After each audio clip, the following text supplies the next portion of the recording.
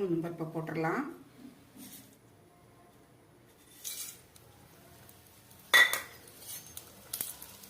கடுகு உளுந்தம் பருப்பு வெடிக்கிறப்பவே அந்த மிளகாயும் சிவந்துடும்.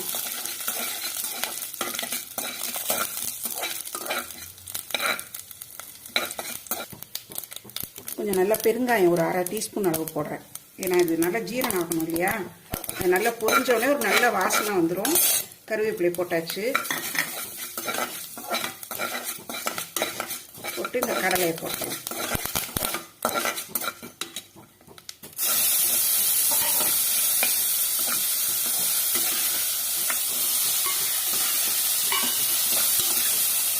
கடலை போட்டுட்டு உப்பு போட்டுடலாம்.